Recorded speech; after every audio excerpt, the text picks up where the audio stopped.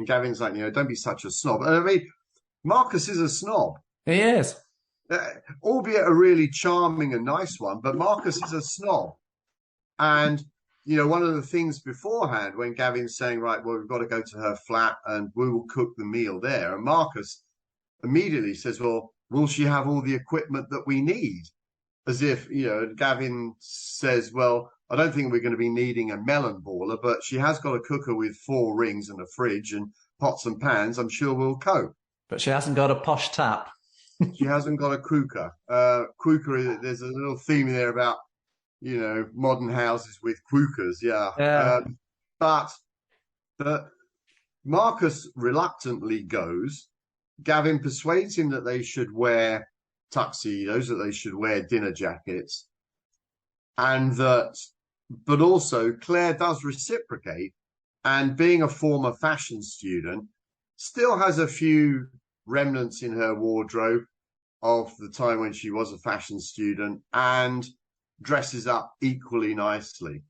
So there are these 3 characters around which the book really does revolve, all brought together for the first time in the same room.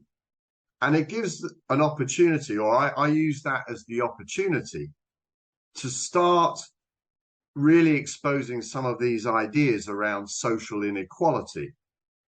And there's sort of various examples, but Marcus is a very direct character. He doesn't necessarily beat around the bush. So he will say to her, can I ask, how much do you live on each week? And she lives on universal credit, and she tells him. And then there's the reflection from Marcus, which is, well, a new tie is more expensive than what you live on. And it's starting to dawn on Marcus just how fortunate he is, but also equally how trapped he is.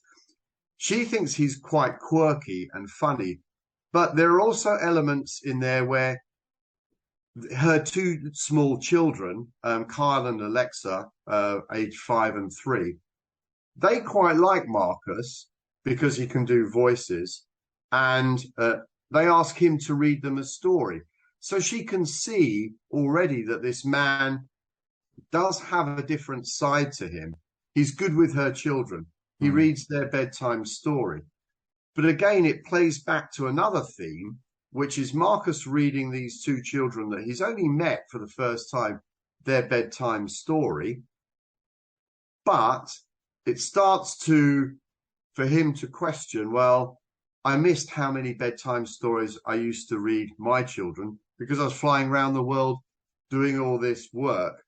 And it's starting to introduce themes of regret, but also something that I think a lot of people struggle with in jobs that earn a lot of money, which is that you can't have everything, John. Time and money seem to me are not necessarily things that you can have in equal measure. Sometimes they don't marry up. Sometimes they don't marry up. They don't. And Marcus is a case of that, where he has plenty of money, but he didn't always have the time. And there's always this thing about the compromises that people in this world make to fulfill these jobs. But actually, how many school plays do they miss? How many sports days do they miss? How many interruptions to family weekends do they have? And this is all about Marcus now starting to regret some of those things that have been part of his life. But it also gives Claire the chance for her to see that there is a side to this man that is actually quite endearing. And, she enjoys his company immensely. They also have a shared love of music, and particularly vinyl.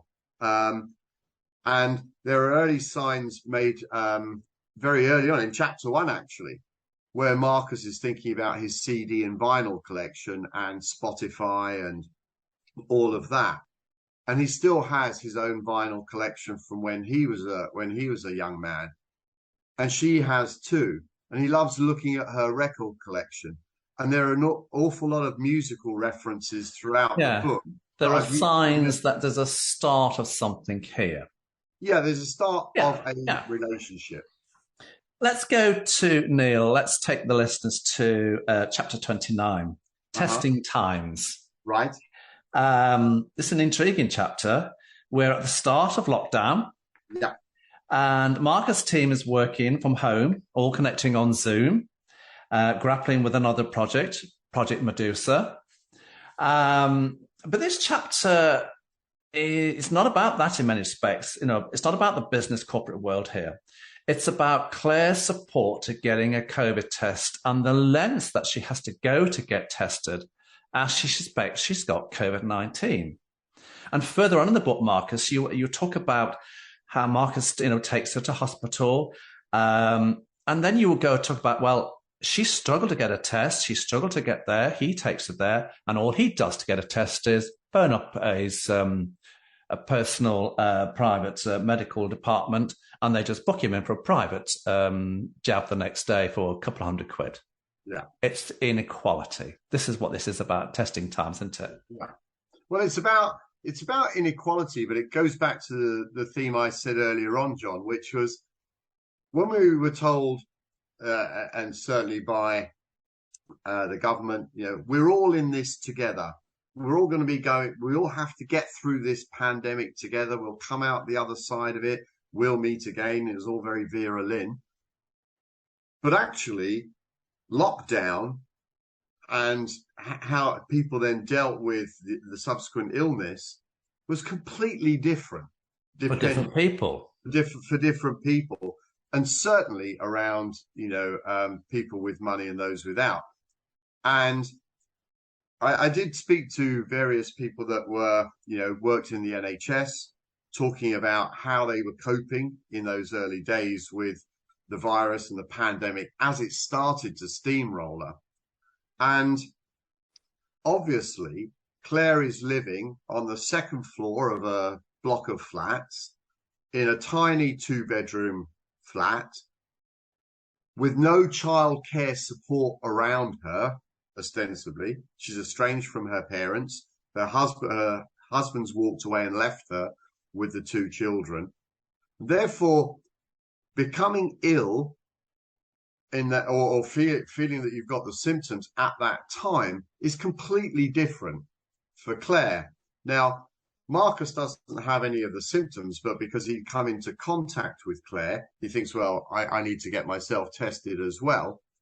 But as a contrast to Claire having to go through all of the call 111, go through all of the questionnaires that you had to go through before you could find out what you had to do to go and get a test.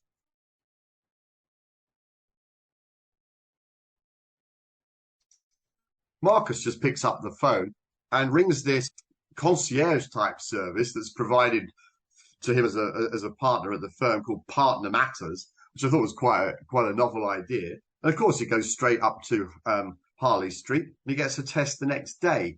And that was what I really was trying to reflect, was that the pandemic, how we went through it, was different, massively different for people depending on their level of prosperity. And, people, I know people that were sort of like bemoaning the fact that they couldn't get an Ocado delivery for 2 weeks or so. Oh, goodness me, how tough is that? And then you've got people like Claire who literally can't even find out whether she's got the disease or has got the illness and what's she going to do. Neil, I want you to talk about the last few chapters in your book very briefly, because within these chapters, you've got a lot of drama, you've got a lot of tension, and there's an odd shock or two. Talk us through these last few chapters very briefly. Well, why did you do what you did?